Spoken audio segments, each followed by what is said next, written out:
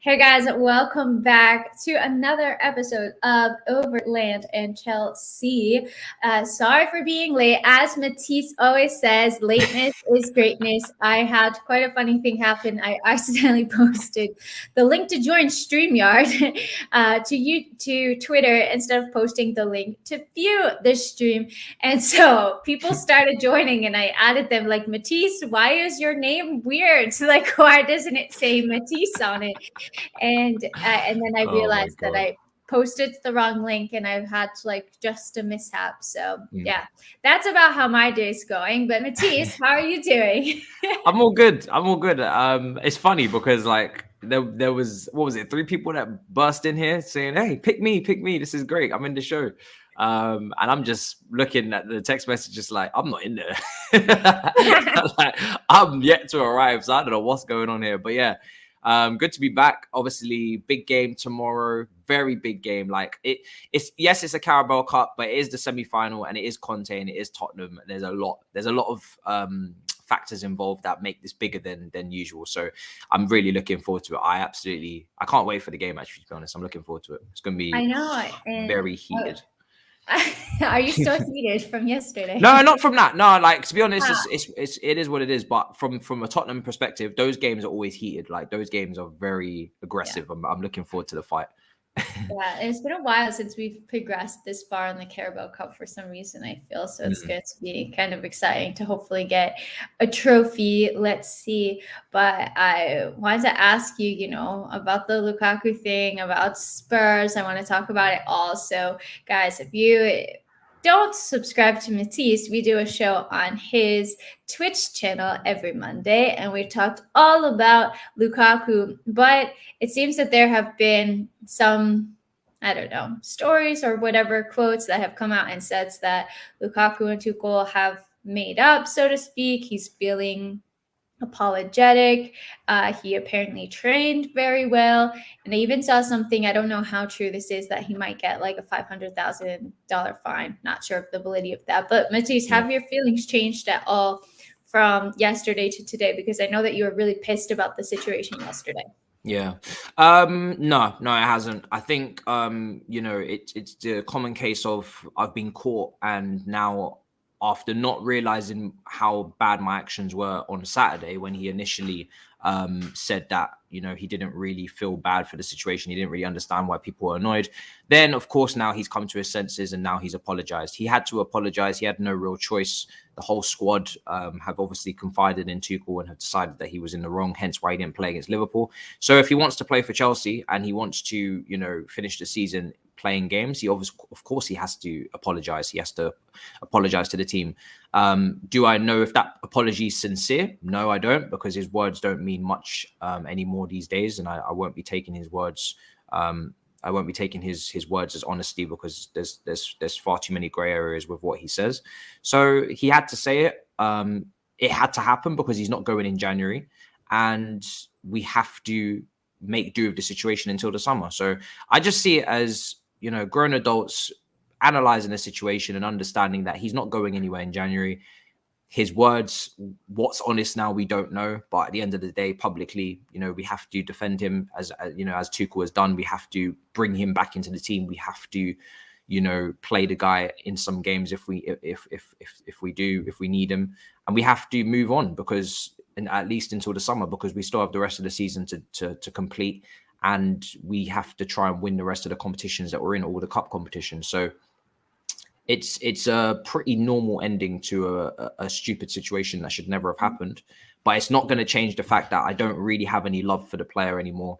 As a fan, I'm just like, you're just a normal player to me. Go out, play for your teammates, play for your manager, do your job, do what you're paid to do, and then when you leave, you leave. It's pretty simple, to be honest. Is there anything that you think either for yourself or for maybe Chelsea fans in general, that you think that Lukaku can do in order to get the fans back on his side, or do you think that the bridge has been burnt and there's no coming back from this? Personally, for me, I've always said I don't want an apology because I don't feel like an apology from him with his words so loosey-goosey really makes any difference. It doesn't really make any difference to me. I don't really believe the apology is legit. I believe it's, like I said, I'm caught. Damn it. You guys have reacted worse than I thought. This is crazy.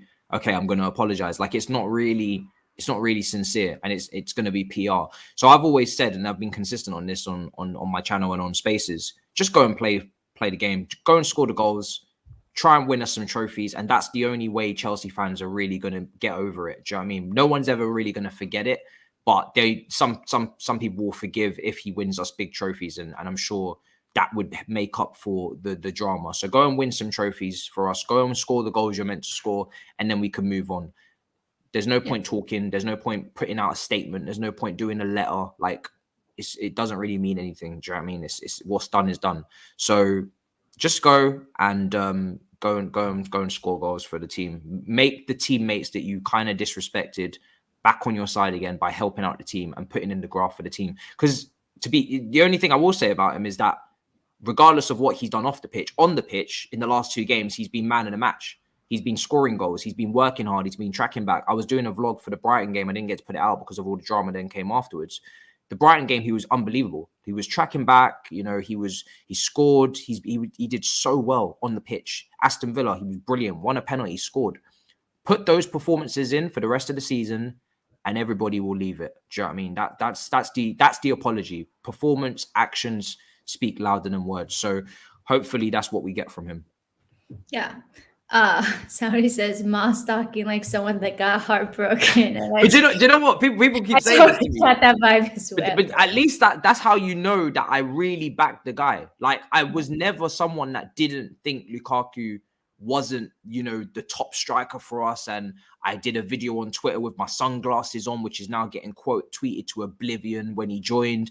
I went on the Big Six and said, this is the guy. Yes, we're playing well. We're winning without him, and we have the fluid front three, but we still need to involve Lukaku.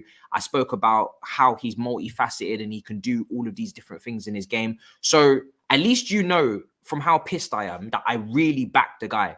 And they say the higher you climb, the further you'll fall. And that is what it is with Lukaku for me. If I didn't really care about Lukaku before this, then I wouldn't be bothered. This is why I talk about the double standards. If this was a player that I don't really rate very highly, maybe like an Alonso or someone that I don't really think is a great player, I wouldn't really be bothered as much because I'd be like, you know, whatever. Obviously, I'd still expect the same code of conduct and I'd still expect discipline, but I'd be like, I don't really rate him anyway, like whatever. If we sell him, we sell him. But because I rated Lukaku so highly and I thought he was a leader for the squad, you know, someone that the young players can confide in and look to for leadership and look to for that front line.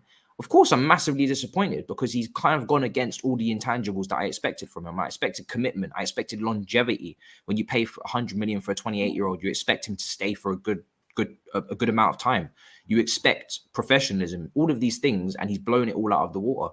So I'm very committed to and the other thing is I'm very committed to the manager in the club, and I want this manager to be here long term. And anybody who looks like they're gonna fuck with that, I will be very angry because I really love this manager. I back this manager to the hill, and I think he's going to be the best chance we have of long term success for a very long time. So anybody who causes this manager any more hardship than he's already dealing with no wing backs.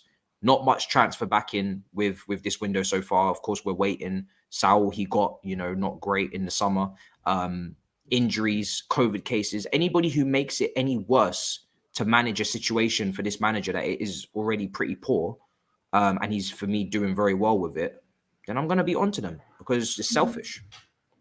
Yeah, you said it perfectly. And kind of speaking about the manager, how do you think that Thomas Tuchel handled this situation? Because like you said, it's this situation that you don't want to see him put in. And in previous seasons, I feel like we have seen player power kind of get the best of Chelsea. And we've kind of gone through a lot of different managers. But with Thomas Tuchel, it feels like it's different. It seems that, at least from what I've heard, that read rather, that Abramovich really trusted Thomas Tuchel to say, hey, you know what? I'm not really going to get involved with this. Like, I trust you, Tuchel, to handle the situation the best that you see fit. And I think that that speaks volumes about where Chelsea stands with this manager. And like you said, it's like, I don't want to see Thomas Tuchel leave. I think that he could be a really long-term solution for Chelsea, and I want to see him grow and build with this team. And anybody who jeopardizes that, I think most fans would agree that you would say, yeah, 100%, I would have Tuchel over Lukaku. What do you think? How do you handle it? I mean, that final part is not even in question. Like, this guy won the Champions League. He's won the Super Cup.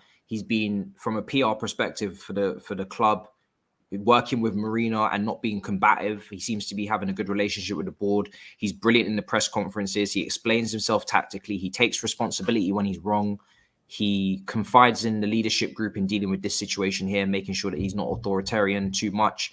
Like, he's honestly, for me, the perfect manager. He's obviously made some errors tactically, you could say, in certain games. Pulisic up front as a hold-up player when really he's not that Giroud kind of player, etc. But overall, he's human. And there's always going to be some little things that we disagree with him as a manager. We're not ever going to find a manager where we agree with every single tactical decision that they ever make. But as a man to lead this football club going forward, for me, I put him on that Pep and Klopp pedestal. I've said it so many times. We're not going to find someone longevity-wise since Carlo Ancelotti to lead this club for a long time that trusts the youth, uses young players.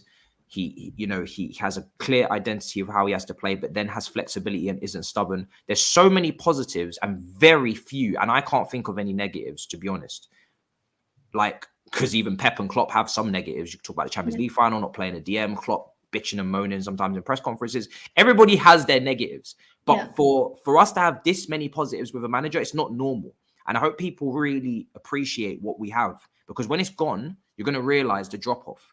And that's why, like I said, I really don't have any time for any individual who's coming into that ecosystem that we've created last season of the togetherness, of teamwork, of winning that Champions League and not really having any individualism or any, person that's bigger than their boots. We built this team on a foundation of team. That's the word. There's no I in team. I know it's very cliche and cringe, but it's facts. That's what this team is built on. And anybody who comes into that ecosystem and tries to play with that, then I'm not going to pick their side at all. I'm really not. So I think Tuchel's dealt with this situation perfectly. I think him confiding in the leadership group was really, really, really good. It allowed him to, again, not take this look of this. It's just like personal. He's been disrespected. He said, listen, guys, what do you think about this? Like, it's your club. I at some point will be sacked. That's just how it works at Chelsea. So what do you think? Like, is this how you want your club to run? Do you think it's fine? If it's okay for him to speak about this, then, hey, we can bring him back into the team. And obviously they disagreed with that. And they said, no, it's not okay. We're going to make this decision together that he doesn't play. And I like the fact that he didn't even put him on the bench, because it allowed us to focus on the task at hand. We didn't have the crowd booing or jeering when he jogged, up and down the touchline, warming up. We didn't have any distraction. We just had Chelsea, 11 players committed to the cause. They want to get something from the game. They can focus on that. And then we'll talk about Lukaku again afterwards. So I thought he dealt with it perfectly. And, he's been very level-headed. He's been very forgiving to Lukaku as well, which is nice, I guess, for him. And it's good. I think in terms of working with the board and understanding that it is £100 million asset, it is someone that is very valuable. And unfortunately, we have invested ridiculous amounts of money, so it has to work. I think he's been brilliant. I really do. Yeah. Couldn't agree more, honestly. I think that this was never an easy situation, but the way that Tuchel has handled the press conferences, handled everything behind the scenes, important to fix the relationship. Like you said, at least in the short term, maybe we're going to see him offloaded in the summer if we can get a reasonable deal with him. For him, maybe he goes to Spurs and reunites with Conte. Who knows? But, who knows? I'm basically with you, where I'm just like, meh, okay, like, go score some goals. That's the extent of my of where I'm at. I don't know. Speaking of Lukaku, does he start for you tomorrow? Does Tuchel start him tomorrow versus Spurs? What do you think? This is an interesting question. For I'm me, here to ask interesting questions. Yeah, it's difficult, because for me personally, in this type of game, and it is Conte, and that is the problem for me. Like, it is Conte, and like, he has a beautiful relationship with Conte, and my trust with Lukaku is at an all-time low. So maybe I'm being over dramatic, but I just don't want to see him come up against Tottenham. Like, this game, again, very similar to Liverpool. It's going to be a dogfight. It's a lot of animosity in the crowd. We know the crowd are going to have very mixed emotions with Conte, maybe more negative than positive. Tottenham, anyway, is a highly charged game. I want the same kind of performance I got against Liverpool against Tottenham. And for that reason, I'd have him on the bench. I think come on off the bench. Let's see the crowd reaction. It's probably not going to be great, but listen, that's what you did. That's what you put it. You put yourself in that situation. You have to earn that trust back from the supporters. But for me personally, I wouldn't start him.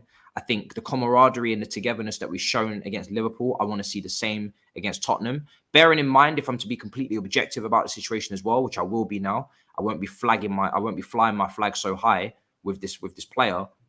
He's not got a great record against big teams statistically. So, yeah. And Chelsea before he arrived did play very well against big teams under Tuchel. We beat Manchester City, we beat Liverpool, etc. We beat Tottenham away, and we beat them by pressing from the front, by being, organized as a team and counter pressing, etc. So, I don't even think from a tactical point of view it's the best game for him. Now, if he plays, fantastic, good for him. Let's see a performance. If he doesn't, then cool. I don't really mind if he starts or not too much.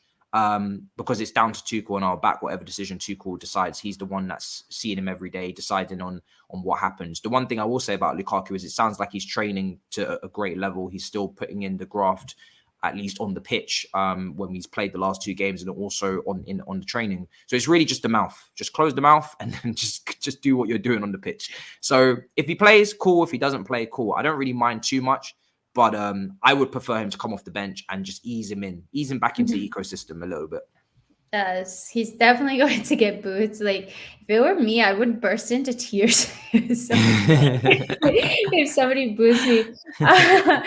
Hey, Gunner Girl, aka Holly, says, just here to say, please meet Spurs. She's an Arsenal fan, guys. Definitely follow her channel. She puts out really good videos if you don't know her. Yeah, I think that we're all kind of hoping this same. And Matisse, what do you think the chances are that we actually do beat Spurs? Because obviously we haven't been in the best run of form. I think we have 1 win in our last 5 games, and that was against Leeds with a late penalty win. The other ones have been basically 1-1 draws or 2-2 draws.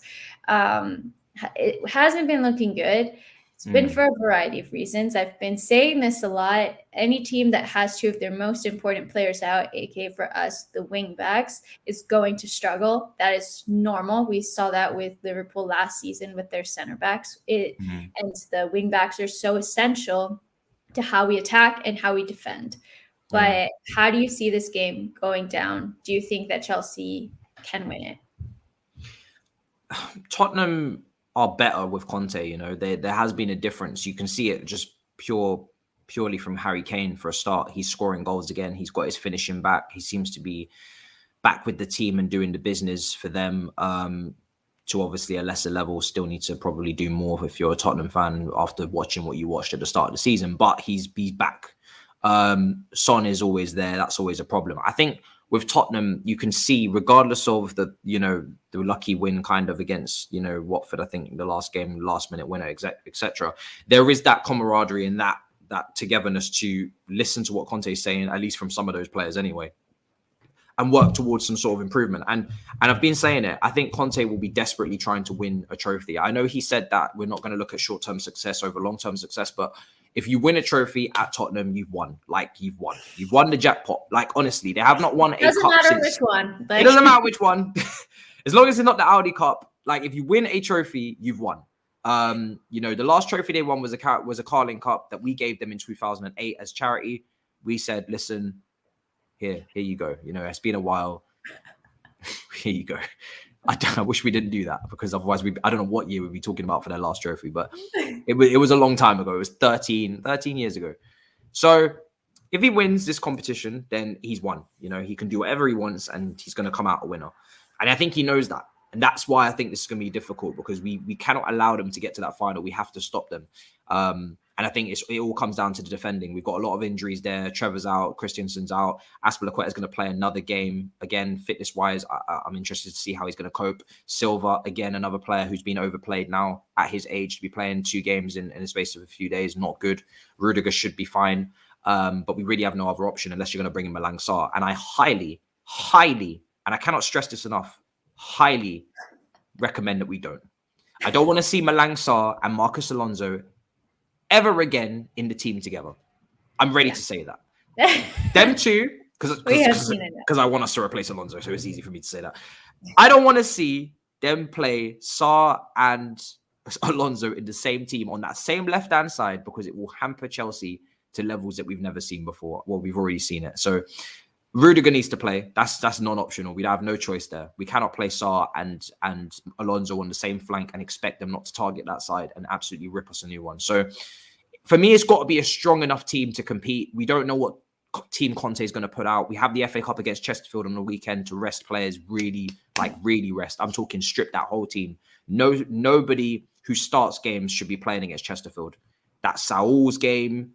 That's Malang Sarr's game. That's Lewis Hall's game. That's Harvey Vale's game. That's Barkley's game. You name it, they can go and play against Chesterfield. And if they can't beat Chesterfield wearing a Chelsea shirt, then maybe just release them after the match. So for this game, we need to be semi strong, because we don't know what team Tottenham are going to put out. But yeah, I think we can win this match. It is at home. We do have the crowd, but it is going to be tough. It's going to be tough. Yeah, especially because I feel like under Conte, Spurs have looked so strong recently. They're starting to see, Son has been pretty consistent the entire season, but we're starting to see that he has scored or assisted in multiple games in a row. Harry Kane is starting to find his shooting boots again as well. And I feel that this is going to be a pretty, I don't know, I don't want to say depleted Chelsea side, but I just, I look at that photo that is just all of the players hunched over, like completely winded after the. Do you know which photo I'm talking about? Yes, I saw it because your tweet banged off the face of the earth. It was like 50k likes. I only just seen it today, and I went onto the tweet and I said, "Is this a player that tweeted this? What's going on? I don't see a check. I don't see a blue tick. I'm very confused. What's going on?" And I look up because I just saw the numbers. And I was like, 50k likes, like this has to be a player. And I just, my eyeballs just rise. And I see Elizabeth. I'm like, whoa, hello, what's going on here? What did you become famous or what happened? I have no idea. The tweet blew up. It blew up. I literally would. By the way, I've never seen engagement like that on my ever. So like, I'm in awe. The most I've had is like 10k or like 11. So that was just like out of this world to me. I was like, it's crazy. Nuts. I literally just tweeted it and went back to work. Like I didn't even think about it. But anyways, that was absolutely mad. Like Twitter should verify me just for that one. But I was so confused. I was like, this is madness. Like I've never seen it blow up like that from a fan. I know, never. I've gotten 10. I think I got like 17k maybe once, maybe 20 something once, but it's very, very rarely. And I was like, what the heck happened? But anyways, enough about my tweets, you guys. Popped off, no idea why. Wait. What I was trying to say is that picture clearly shows that all of the players are super fatigued, except N'Golo Kante for some reason. But I think Tuchel kind of hinted to it after the game as well, that we've been playing so many games. Yeah. There hasn't been that much rotation because we've had so many injuries and players out with COVID that we haven't been able to rotate. So even players that are fit have been playing every couple of days, like 3 days. I felt that Mason Mount looked a bit tired against Liverpool and that we're likely to see rotation in this match. But it's hard. I am not even going to try to predict a starting 11 for this match because I don't know what kind of rotation we're going to see, given that it's such a massive, massive game for us. Yeah. And that's what makes it so difficult for me. Like I did pick my team for the preview, which I'll be dropping later, but I don't know how to approach it. And it's so difficult because, like you said, it is Tottenham. Like, we still can't get away from the fact that it's Tottenham. Like, we can't go out there and get our asses slapped 4-0 because we made too many changes. And then on the flip side, I know they need to rest. Like, I know the team need to rest. It was evident against Liverpool that they were working their bollocks off. They need to get some respite. But it's like we're caught between a rock and a hard place because we can't afford to lose the game really to Tottenham. We definitely can't afford to get slapped if Conte just surprises us with his strongest team. And it wouldn't be beneficial to the young players to get slapped by Tottenham at all in some of their debuts or their second appearances. So it's such a hands tied behind your back situation. And for me, it's just like, maybe we played a strong team, make 3 or 4 changes max, and just pray that nothing bad happens. And then Chesterfield just drop everyone. And I mean, like, Chesterfield, I don't even want to know some people's names. I want to be like, yo, who's that? Like, literally, I couldn't give a crap about Chesterfield right now. Like, literally, what league are Chesterfield in? No disrespect. I couldn't even. I need to be checking this because, like, Chesterfield, I'm expecting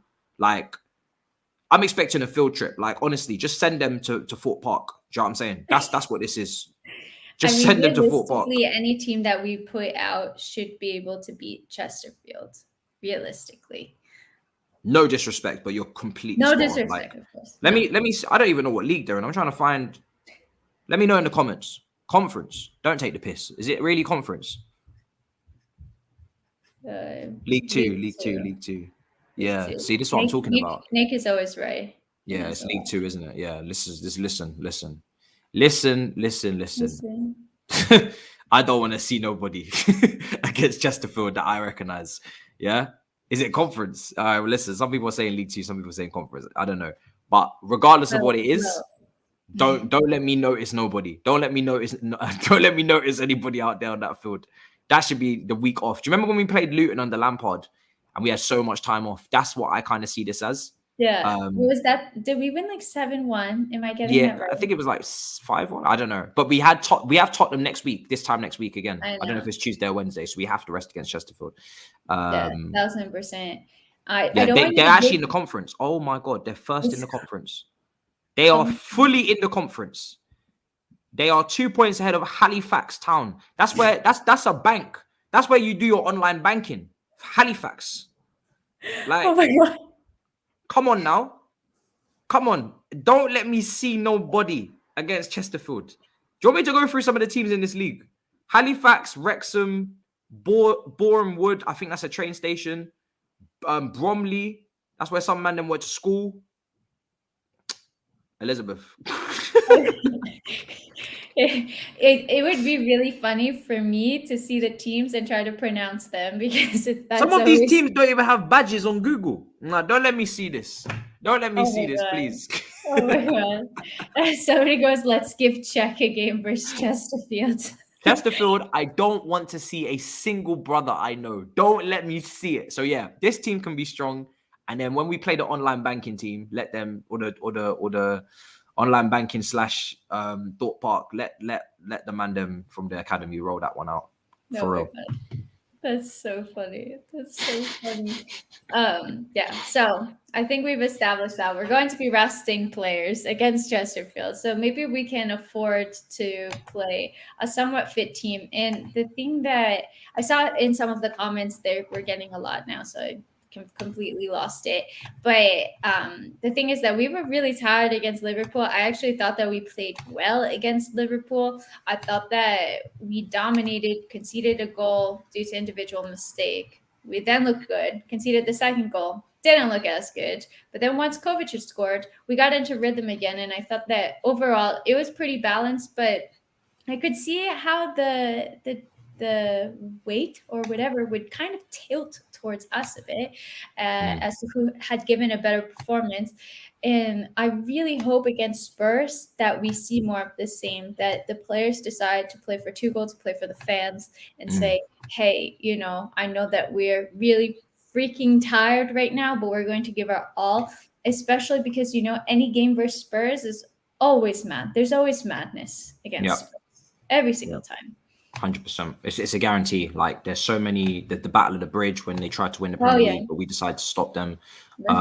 There's so much going on there in terms of Tottenham, and it's like this is what I'm saying. There's certain games in a season, and Tuchel will know this. You can't lose. Like, it doesn't matter what's going on. It doesn't matter the situation. Losing at home to Tottenham is always a problem. It doesn't matter. Like, you know, honestly, I can't think of a situation where it's okay. And I'm not even one of these like super I hate Tottenham merchants. Like, I don't sing I hate Tottenham when the Liquidator's playing. I hate that. I wish we didn't. But even I know, like, Tottenham, you don't play with that game. Do you know what I mean? Especially at home, you definitely don't play with that game at home. No, so yeah, it's a night game. We don't want incidents. Just win the game. Just win the game, please. Guys, I just want to say thanks super quickly, because there's 250 people watching right now, which is really, really cool. I really appreciate it. If you're liking the content, drop a like, because it honestly helps my channel out so much. It helps people find Matisse as well, and it means a lot to us content creators. So thank you guys for tuning in. Matisse, I don't want you to reveal your entire team. I wouldn't ask you to do that, but I am curious, like, who do you think is going to be in the attack, especially since you think Lukaku is going to be benched tomorrow? In the attack, I was tossing up between going with the same attack, but with the amount of pressing that they went through in the first half in particular, and then obviously really throughout the whole game, they were really working a lot. I think there should be at least one change. Havertz obviously came off, so I think he definitely starts for me up front. Timo Werner's probably not ready. He needs to go on the bench. And then it becomes between Pulisic and Mount, who gets dropped. Now, I was standing in the middle of my room, just like making my team on my phone, and I couldn't decide between how Pulisic and Mason. And the only thing that made me once again in a big game maybe swing towards Mason is just the fact that if I'm going to put Jorginho in the midfield, which I am, next to Kante, if you want to add those legs and match them 3v3 in the midfield, then Mason is probably the only player that will drop from the attack into midfield and make it a 3-5-2. I want to play Pulisic. I thought he was, yes, his finishing was a bit iffy against Liverpool, but then he obviously got the goal and made up for it. But also Pulisic is a player that forever PTSD. I don't want to play 2 games in a week. He'll get injured and then I'll start crying again. So for that reason, I sided with Mason slightly, even though Pulisic for me had a better game. And I think Mason's final ball and his weight of pass really needs to improve. Like, he needs to find that killer ball in him. Like, that's the one thing from Mason's game as an attacking midfielder or as an 8 that I need him to have. And I'd start Hakim Ziyech, which someone's just put in the comments. I'd put Ziyech in the team. He was on the bench. He's ready, hopefully. And he was in better form last time I remember him, which was a while ago. I don't know where he's disappeared to. I think he was injured. There's so many injuries I can't keep up. I was gonna say, like, what happened? It feels like he just disappeared. But I feel like he's been on the bench. So it feels like Ziyech had just, like, he was playing well. He was having impact against Watford and all these teams, and then suddenly, bang, he was gone. And I said, "Wait, what? Are we doing magician again? Magical wizard of London, Ziyech again? What's going on? Like, where did you go?" So he's back, and I would play him. I was much more impressed with his commitment. Him and Kai started to show certain fundamentals that you need in the Premier League when they were, playing together in that run of games. And he played against Watford, come off the bench, whether he started or not, he started to make impact. And he was starting to show that on and off the ball aggression that you need to show, pressing and getting back into your deals, etc. So I was a lot more impressed with Ziyech over the last few weeks before the injury. So I put him back into the team. I'd go Mason and I'd go Havertz. If people want to play Pulisic, completely understand. I'm just not. I don't trust the injuries. I just really don't, and we can't afford for him to get injured again. So I think he put out a lot on that pitch against Liverpool.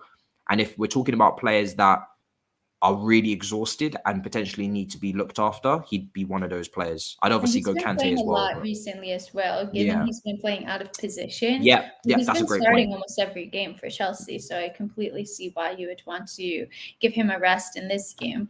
Yeah. What are your thoughts on Callum Hudson-Odoi recently? Because I know that you rate him super highly. He's kind of he was in the team. Now he finds himself on the outskirts again. I feel that he hasn't started so many games recently as he had previously. What are your thoughts on how he's been doing? I think it's very simple with Hudson-Odoi. I think unfortunately, he's cost us some points in his finishing. And you could look to a few others finishing as well and say they've also cost us points. But, you know, we're talking about Hudson-Odoi. His finishing has cost us some points. I think against Brighton, as angry as I was in the stadium about the 2v1 situation, it seemed like he made the pass and then there was a handball to intercept it. Now, the younger version of Hudson-Odoi, when he was first bursting onto the scene, would have probably just ran on through on goal and just shot and scored. And that's obviously what Chelsea fans would have wanted to happen. But he did try to pick out the pass. It was intercepted by a handball. And, you know, unfortunately, it didn't really, you know, fight the decision, which is unfortunate. I didn't really see him and Mason really fight the decision to not give a free kick. If you don't fight the decision, it doesn't get looked at. Yeah, exactly. So the referee probably just thought it was normal and whatever, it was blocked. But if you're going to be a top left winger for Chelsea in the next few years, you have to score goals. You have to fix your finishing, and that's Hudson-Odoi's biggest weakness. That's something that Vinicius Jr. improved at Real Madrid from last season to this, and that's something that Hudson-Odoi has to do. Now, how he's going to do that is very interesting. Is it, you know, most young players need probably consistent game time to develop and then find their feet, and then they start to show those metrics and those improvements. Is he going to get that at Chelsea? Probably not, because we've got a highly competitive front line and they're all kind of pretty similar in terms of their inconsistencies. And if you're not on form, you know, most people say you don't deserve to play, and I'd understand that meritocracy wise, it makes sense. That's the kind of logic I'd apply. But for a young player, that doesn't really work for them. You know, if you look at Dortmund and where people seem to develop very well, obviously the league is a bit different. They'll play 3, 4, 5 games good in a row, which is what Hudson-Odoi did before the Manchester United game. Then they'll throw in a pretty average or poor performance, but they'll play the next game. At Chelsea, that doesn't happen. You get dropped. Fair enough. Maybe, you know, we have to be that team. If we're going to win trophies, we're not Dortmund. We have to have those standards. So for him, for me, I don't know, you know, where we go with him. It's kind of a weird one. I think he's got so much potential, but it seems to be just constantly just like improvement, poor, right back to square one. Improvement, poor, back to square. And it's just an ongoing cycle, just constantly. The one thing I will say, though, is that I think Tuchel definitely rates him. He definitely wants to improve him. He definitely shows in his mannerisms that he wants to invest in him. And give him tactical information and, you know, make the player better. So I just have to trust in Tuchel, and I wouldn't be against a loan next season. To be honest, when that Dortmund loan came up, it did, you know, definitely intrigue me, because I felt it was an opportunity to play week in, week out at his, you know, in a league where it probably favors him a lot more, and just get the confidence back. Because I think a lot of things with Hudson-Odoi is confidence. He should be, you know, 1v1. If you look at some of his clips, especially that Arsenal game in pre-season all those years ago under Sarri, he was devastating 1v1. And that's why people have tagged me with the 1v1 demon thing. And it's funny now, but the guy 1v1 was devastating when he was younger, before the injury. And whether he'll ever get the confidence to go back to that level, that's the key here, you know. But he's a good young player. He's got a lot of potential, in my opinion. But it's a difficult one. It really is. Yeah, maybe it's even in his head, like that. Not even consciously, that he doesn't want to get injured again, so he's not being as risky maybe with those 1v1 situations. But I've seen a lot of, like, you know, either people love him or hate him. I kind of fall somewhere in the middle, where I'm just like, well, he's a young player, he's really talented, but like you said, he needs consistent game time, and that's not necessarily something that he's going to get at Chelsea right now. And the other thing with Chelsea is that we need somebody who can come in and be a consistent attacker and create opportunities and chances and crosses and score goals and get assists. And that end product and decision making, I feel like, is lacking at Callum from Callum right now. And some games he does show it, but it just not on a consistent enough basis for me personally. But on the other hand, none of the attackers have really looked that consistent in their form. There's nobody that has really stood out to me, apart from maybe Mason, who I think more times than not puts in a more consistent performance. He's looked a bit fatigued recently. Okay. I thought you were going to say something. Sorry. Oh, no. I completely agree with everything you just said. Sorry. So we have a comment here. It says, as long as Kepa starts, there's 50% chance of Spurs winning that game with 1 to 2 goals outside of the box. How are you feeling with Mendy going to AFCON? Kepa is going to be our keeper for the next month or so. I personally feel that he has improved a lot. There's a reason why Mendy is the #1 goalkeeper. Mendy is world's class, in my opinion. He's one of the best keepers in the world. We saw that versus Liverpool. He makes some absolutely incredible saves. And I think Mendy is the type of keeper that really could be the difference between winning a game or drawing or saving you points. Yeah. And Kepa isn't going to bring you that. He's going to make some good saves, but he's also going to let some things in that maybe Mendy wouldn't have let in. But he's also really good at penalty shootouts as well, which is a positive. So how are you feeling confidence-wise about Kepa going into this match? I mean, obviously, this game is 2 legs, so there'll be no penalties for him to save. So he's going to have to be good just overall. Maybe the second leg that will come into play. But hopefully not. But yeah. Do you know what it is with Kepa is that, you know, for what he was under Lampard, he's come a long way. So I didn't even really pay it too much attention in terms of him coming into the team. We knew it was going to happen. We knew Mendy was going to the AFCON. And he has been better under Tuchel. He's performed, you know, to a good level. The penalty shootouts are definitely always that clutch moment that relies, that really is where if you're talking about clout, you know, for praise, that's where it really comes from, is the penalties. As a goalkeeper, he's been better. So I'm not really thinking about him too much. I'm just hoping that he does the business, puts in a good performance. We need to obviously defend as well. That would be great. That would be nice. You know, that would be great. If we defended and we didn't allow loads of shots on goal, that would obviously be helpful, because I do think you're right. You know, certain instances, if we take long shots from if Tottenham takes, you know, long shots and they're going towards the top corner, I don't have the confidence in Kepa to save them as I would for Mendy. But you know, I think it shouldn't be something that hopefully we're not talking about. We shouldn't be talking about a Kepa disaster class or anything like that. I think he's hopefully past that.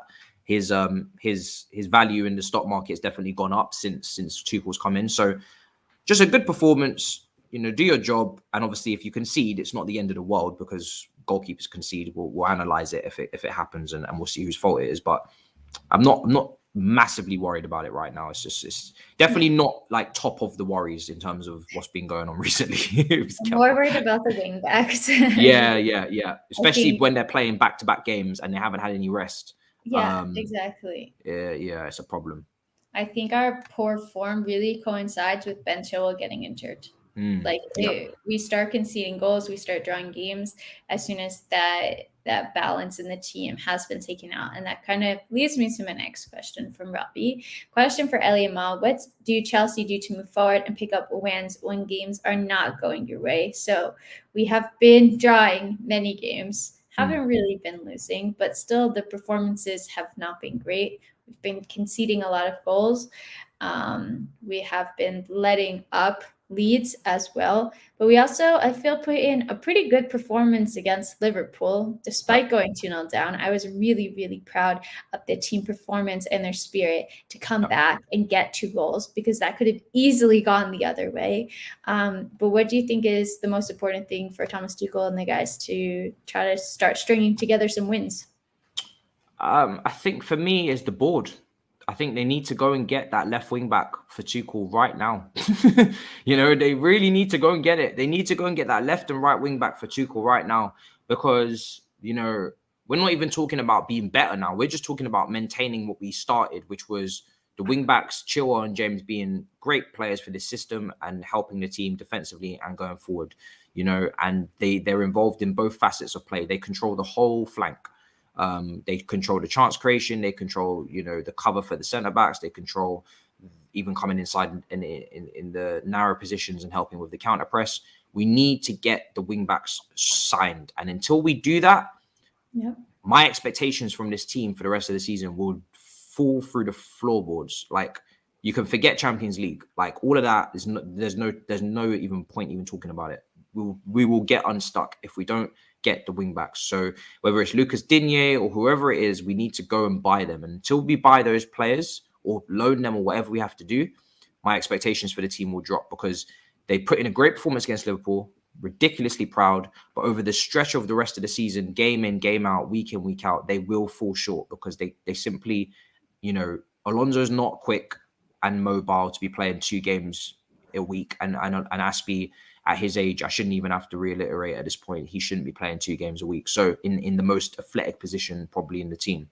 So When the signings come, then we can talk about maybe like expectations and how they keep winning games. Until that happens, it's just game by game for Tuchel, and he's kind of got his hands tied behind his back until we get those players.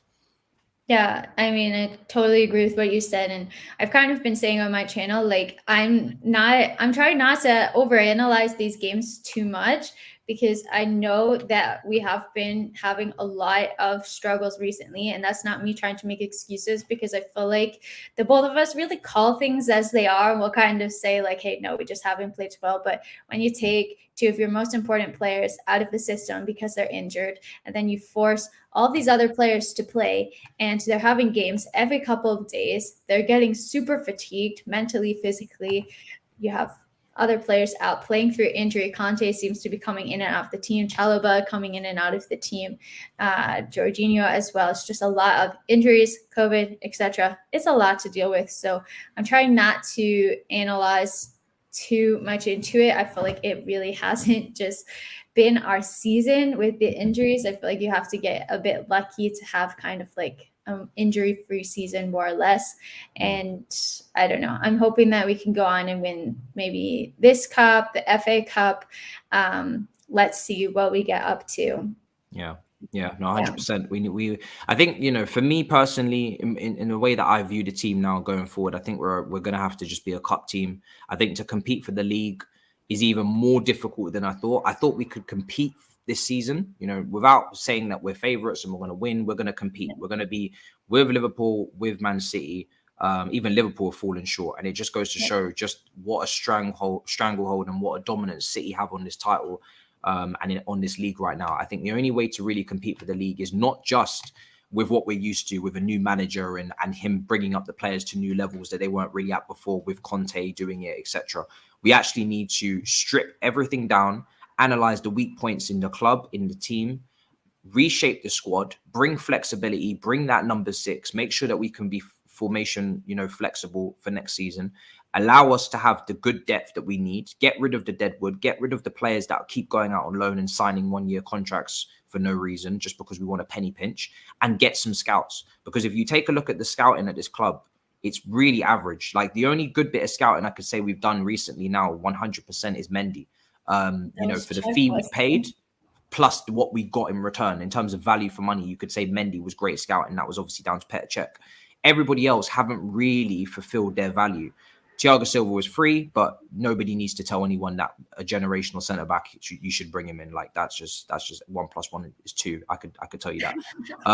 But like, for the players that we signed in attack, really poor value for money. Chilwell, value for money, cool. That was great. I think that was more of a Lampard signing. But in terms of, you know, the attack, we spent a lot of money and we're yet to really see real value. Now, some of them are young, so we'll give it time, but some of them are not young and we're still waiting. So I think when you look at what Arsenal have done, I don't really give Arsenal much praise, but scouting wise, the players that they brought in, we don't really know them that well. Yes, their expectations are lower, but they've actually have probably better scouts right now. If you look at Liverpool, scouting wise, Tsimikas from Olympiacos, 12 million. We talk about needing a left wing back or a left back. They signed someone out of nowhere. We didn't even know the name of him. And again, he's been brilliant, you know. Manchester City, Cancelo, Rodri, yes, they put down the money, but it's been worth it. They've come into the team and they've started to show their worth. So Chelsea, in terms of scouting, they need to be able to be better than just signing the obvious target, signing the player that did crazy numbers last year in a different system that has no correlation to what we're doing. And I speak about Timo Werner when I talk about that. Someone that did great numbers, top 3, top 4 numbers in the world in terms of strikers that season at Leipzig, but in a completely different formation, under a completely different style, in a league where high lines were as common as I don't even want to make the comparison. I don't know. I was going to do some madness. I know. I was waiting for your brilliance. You know what? I have something, but I'm feeling wild. So I'm on your channel. I'm not going to do the comparison, but it's common. Do you know what I'm saying? Let me not say more. It's common. Let me not go on. You get my point. Like, we need to be better with the scouting. We need to get better value for money. And we just need to be better. So I think that for me is going to take a couple of years. And that's why I'm kind of in the headspace of 23-24 season, where we can really say that we've moved onto a different era in terms of the squad. and we've moved into hopefully better recruitment and obviously using some of the young players that we've got coming through the academy, maybe some buybacks, some of those as well, use those up, and then go from there. Yeah. Do we have a buyback on tomorrow? Do you know? I don't think we do. I'm pretty sure it was an option to buy for just around 25, 28 million or something like that. There was no buyback in that.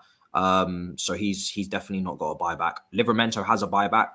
Mark Gurhey has a matching fee clause, which just means that if Palace accept a fee from another club, we can match it and it will automatically be accepted. But that's kind of just like, that's just whatever, in it. That's just normal. Like if you bid something that people want, then and it's accepted by someone else, you probably get accepted by you as well. Yeah. It's not really that great. So yeah, and Tariq Lamptey, there's no buyback either, because again, we was in a terrible position where he had 6 months left on his contract. I think we sold him for around £3 million to Brighton. So for Brighton. Yeah, lucky Brighton. So yeah, we've made some mistakes. Planning hasn't been brilliant across the board. When you see 3 centre-backs running out of contract this season, then I talk about Gurhey, Tomori.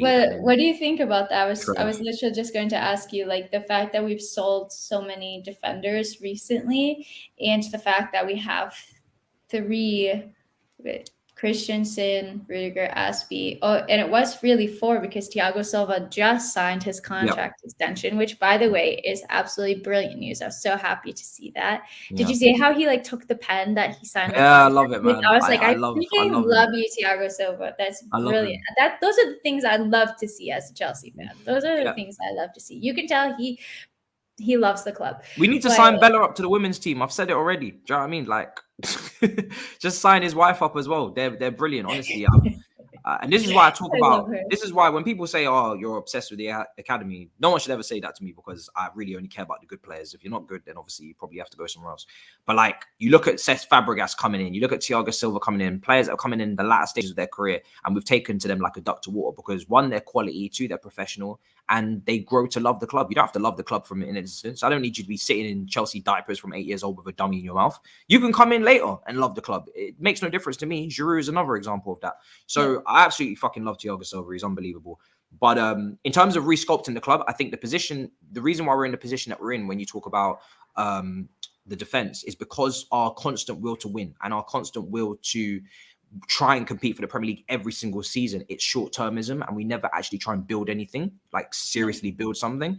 And allowing Mark Gurhey and Tomori and Lamptey and Livramento, all these guys to go, I understand it, because they want game time and they want to play, and we have no space for them. But on the flip side, we have contracts running out now, and they could have been direct replacements. And if we had just said, do you know what? We're going to take our time to reshape and reconfigure this squad. And it's going to be a 2-year period. And I know people hate the word project, but when you've got a manager like Thomas Tuchel, the project is actually a serious project now. He's ready to, he can actually manage that because he's got the experience and the know-how and whatnot. But you actually just say, we're not going to just try and short-term and try and just beat Manchester City from a one-off season. We're actually going to sit down, assess what we need, assess the situation, and we're going to maybe even take 1 step backwards to go 2 steps forwards. And we're going to say, we have these young players here. They're committed. They want to play for the club, but there is no space. And we've got these players here running out of contract. And I know these current players running out of contract are better, but for the long term, 5, 6, 7 years down the line, these players on the left who are younger and want to be here are better for the club. And we're going to take that hit this season, and we're going to go with those guys. We've just won the Champions League. Yes, we want to win the league, but realistically, Manchester City are just too good. They've built this over 5, 6 years with Pep. We're going to take a step back and we're going to try and reassess. And the quicker Chelsea do that and they try and reshape the squad and they actually just say, listen, we're not going to just try and quick fix everything. We're not going to just try and throw money at one player and think he's going to change the world. We're going to try and cultivate and create a squad of players that are buying into what we want to do under Thomas Tuchel. Yes, they need improving and whatnot, but there's clear quality there. And we're going to try and give that formation flexibility that I spoke about earlier by buying that 6, allowing us to switch to a back 4, buying forwards that are multifaceted, that are not system-based. And we're going to go in one clear direction with one clear scouting network that's based around Thomas Tuchel. And that's the only way we're going to find success for the long term. I'm not talking about an odd Premier League. I'm not talking about an odd FA Cup, an odd Champions League. I'm talking about Manchester City type dominance. Until we build this team and this scouting system and this recruitment around Thomas Tuchel and this ethos, we won't see sustained success at Chelsea. So we'll get our odd win here and there, which is what Champions League is and this Premier League under Conte after finishing 10th. But if you want to win like Manchester City in the modern game, you have to build the whole structure around that one man that you believe in. And that's what Manchester City have done with Pep. Liverpool have done it with Klopp, but they haven't financed him the same way Pep's being financed. They're still penny pinching a little bit, and they're kind of limited in there. Luckily, they have great scouts because they don't spend much. We don't spend much, and we don't have great scouts. That's literally the worst combination you can think of. Chelsea always try and break even because they're trying to obviously be self-sustainable. We don't have great scouts, and then we don't spend that much. I know traditionally people like to say Chelsea spend loads of money, but if you look at the facts, we spend what we sell. And that's just what it is. So we don't splash and we don't scout. You either do one or the other or both. You either buy the best players and you don't need to scout because they're so great, or you scout properly and you don't have much money, or you just do both. And hopefully one day we'll do both. Hopefully one day. I mean, I would love to see more of a long-term vision at the club, because I've always felt that it's just this short-term gains, and I would love to see some like a long-term vision. And I think that Thomas Tuchel is the one to take us there. Which transfers, if you had to pick like one position or maybe two max, like what are the positions that you say we absolutely must have somebody get into the squad in January because we need this position to compete? And do you think that that's going to make a difference in how the rest of our season goes? One player that I could say that we should get. Yeah. Realistically, we've got to get Lucas Digne over the line. This is one of the left backs in the league that has shown that he can be one of the best in the league when he's at his best. Yes, in the last 12 months under Rafa, he hasn't had the best of times, but we know from what we've seen from him previously that he can be incredible in this league. And we need to sort that position out. Like, for me, Alonso for the rest of the season is a nightmare. I can't do it. I'm not going to mince my words about this. Like, this guy, week in, week out for me, we're not going to achieve anything in the Champions League with this guy at left wing back for the rest of the season. So I get that situation sorted. Bring him in because it's realistic as well. I'm not talking about dreams. I'm talking about the realistic target. Get him in on loan. And then in the summer, we can go again, whether we sign him permanently or we go and get someone else. We don't have too many left backs on our book if it's a loan. Right wing back is a massive issue as well because there's no James. I don't really want to see Azpilicueta at right wing back for any long sustained period of time. However, I do believe Hudson-Odoi can do a job out there. Pulisic in certain games at home against lesser opposition can do a job out there. So it's secondary, but we still do need a right wing back as well. But I just slightly put the left wing back over it. If the dream situation was to come, I'd love a left wing back, a right wing back, and I'd love a 6. I'd love, as well as Saul's done in recent weeks to improve, I'd still love to get the 6 to replace Saul and get the 6 just so I know we have the 6, because I know in the summer we're going to go after a lot of centre backs. We spoke about with a lot of people on Space. We know centre back is going to be like such a big part of the summer because of all the centre backs leaving, and people are afraid, as am I, that we won't get the 6. I wanted the 6 last summer. I wanted Tchouaméni. We need to get the 6. Some way, somehow, we need to get the 6. It's nothing against Jorginho. Everybody knows I love Jorginho. I'm actually very, I'm very much a defendant of Jorginho when I think he's getting a lot of unfair flack. The reason why Jorginho's performances tail off sometimes, and he does have these awful performances where people start going at him, is because he has no cover and he has no competition. In every position, you should have minimum 2 players that you can call upon to start. And 6 is the only position we don't have that. We have no other 6, no other holding midfielder. So we need to get a 6, and then we go from there. Let's see what's going to happen. I don't think we're going to get 3 players in this window. That would be crazy. I mean, we have a lot of injuries, so let's see what happens. Maybe we recall Emerson as well. Please no. Like what else? Someone just said Sterling. Sterling's a good shout in the chat. Someone just said Sterling. I would take a Sterling if we could only get one. I'd take Digne and recall Sterling for the rest of the season because he looked like he was decent in pre-season. I don't want us to recall Emerson though because I want him to be sold in the summer. I think Leon might actually spend on the option to buy, and that would be brilliant. So let's see, Matisse. But I've kept you for about an hour, guys. Thanks so much for watching. Make sure to drop this video a like if you're watching. Please subscribe to my channel as well. I have, this is my Twitter. No, that's Matisse's Twitter. I don't know. This is my Twitter. If you want to follow me on there, on Instagram as well, Elizabeth_Hellenic. And we have this show every single Tuesday. We're not going to have as many breaks. We took a bit of a break for Christmas. Now we're going absolutely mad. Make sure to subscribe to Matisse, but Matisse, let everybody know where they can find you. MAH, that's the place. 3 letters, very simple, people. I appreciate it as always. I hope you guys have enjoyed the show.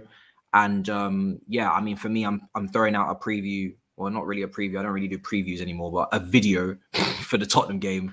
That's dropping soon, literally probably in the next half an hour. And then obviously the watch along tomorrow and review. So yeah, big up. And obviously subscribe to Elizabeth. Make sure you're subscribed here. And yeah, big up people. Cool, guys. Well, hope that you enjoyed the game. I'll be back after the match for a match review. Let's hope that we can get a win for Spurs. Otherwise, I'm not going to be in a good mood for my match review. And yeah, thank you guys for taking the time to watch this video, this stream, and spend your evening with us. I really appreciate it. And until next time, we're out. Bye.